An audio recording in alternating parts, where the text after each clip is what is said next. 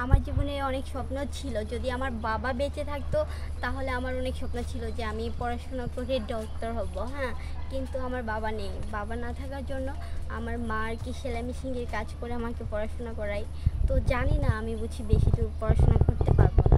আপনাদের ভালোবাসায় আসলাম অসহায় মেয়ের জীবন গল্প নিয়ে। আসসালামু আলাইকুম। ওয়ালাইকুম সালাম। হ্যাঁ, আপু কেমন আছো?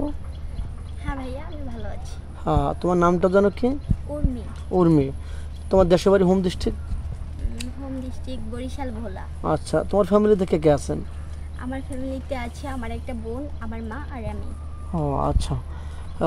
ফ্যামিলিতে তোমার দুই বোন, ভাই নেই তো? হ্যাঁ, দুই বোনের ভিতরে কে বড়? দুই বোনের মধ্যে মানে আমি বড় আর কি। আচ্ছা, তুমি কি করছো এখন? আমি এখন পড়াশোনা করি। ও আচ্ছা, কি এসএসসি পরীক্ষা দিছো? হ্যাঁ, এসএসসি পরীক্ষা দিয়েছি। দেখে কলেজে গেছো এই তো? হ্যাঁ, আচ্ছা, তোমার পড়াশোনার খরচটা কে চালায়? তোমার সংসারে হাল কে ধরছে? আমার আম্মু। তোমার আম্মু কি করেন? আমার আম্মু সেলাই মেশিনের কাজ করে। ওটা দেখে তোমাদের ফ্যামিলি চলে? অনেক কষ্ট করে চলে আর কি। ও যাই হোক, তোমার জীবনে স্বপ্ন বা আশা কি তোমার? আমার জীবনে অনেক স্বপ্ন ছিল, যদি আমার বাবা বেঁচে থাকতো তাহলে আমার অনেক স্বপ্ন ছিল যে আমি পড়াশোনা করে ডক্টর হব। হ্যাঁ, কিন্তু আমার বাবা নেই। বাবা না থাকার জন্য আমার মা আর কি সেলাই মেশিনের কাজ করে আমাকে পড়াশোনা করায়। তো জানি না, আমি বুঝি বেশি দূর পড়াশোনা করতে পারবো না। মানে তুমি নিজে নিজে ভাবছো যে হয়তো তোমার হবে না। হ্যাঁ, এটা তোমার সফল হবে না, ইচ্ছাটা তোমার সফল হবে না, এটা তুমি বুঝতে পারতেছো, আন্দাজ করতেছো এখন নাকি? আচ্ছা, এই তোমার এই কষ্টের ভিতরে তোমার এই কথা শুনে দেশ প্রবাস থেকে। কারণ আমার একটা ভাই নাই, যদি ভাই থাকতো তাহলে বড় ভাই থাকতো, সে পড়াশোনা করতো, বাবার এটা আর কি হেল্প করতো। আচ্ছা, তোমার ভিডিও পাবলিক হচ্ছে, দেশ প্রবাস থেকে দেখছে, তোমার এই দুঃখ আত্মনাতার কথা শুনে যদি কেউ তোমাকে দায়িত্ব নেয় বা তোমাকে তোমার লক্ষ্যে পৌঁছায় দেয়, তোমার দায়িত্ব নিয়ে তোমাকে ডাক্তার ও ডক্টর বানায়, তোমার যেটা ইচ্ছা ওটা পূরণ করে, তুমি হ্যাপি না?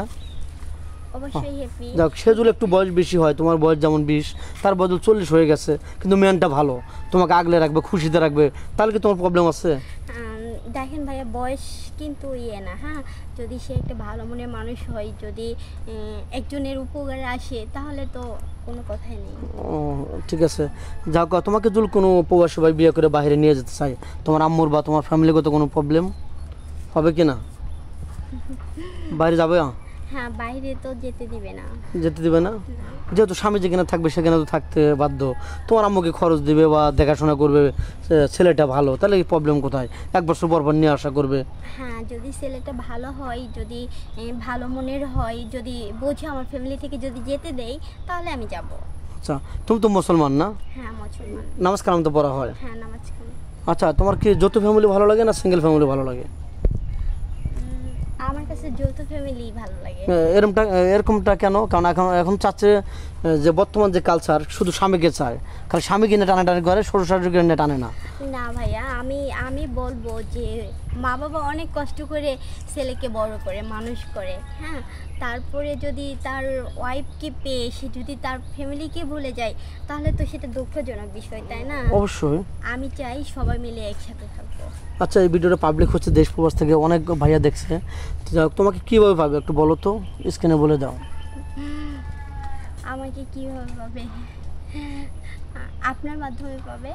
আমাদের নাম্বার দেওয়া থাকবে, এটা বলতে চাচ্ছ? হ্যাঁ। আচ্ছা, স্ক্রিনে বলে দাও যে ভাইয়াদের নাম্বার দেওয়া থাকবে নাকি? হ্যাঁ, আমার সাথে মানে কন্ট্যাক্ট করতে চাইলে, আমাকে পেতে চাইলে, তাহলে ভাইয়ের সাথে যোগাযোগ করলে আমাকে পেয়ে যাবে। মানে মেয়েটা খুবই নার্ভাস, কখনো আগে ভিডিওতে আসে নাই, তো যাই হোক, মেয়েটার কোনো ফোন নেই। মেয়েটা বোঝাতে চাচ্ছে যে আমাদের নাম্বার দেওয়া থাকবে, কেউ ভিডিও কল দেবেন না, স্ক্রিনে আমাদের নাম্বার দেওয়া থাকবে, কেউ ভিডিও কল দেবেন না, অডিও কল দেবেন। ভিডিও কল দিলে ব্লক করতে বাধ্য হবো। ভালো থাকবেন, সুস্থ থাকবেন, এই বলে শেষ করে দিচ্ছি। আল্লাহ হাফেজ।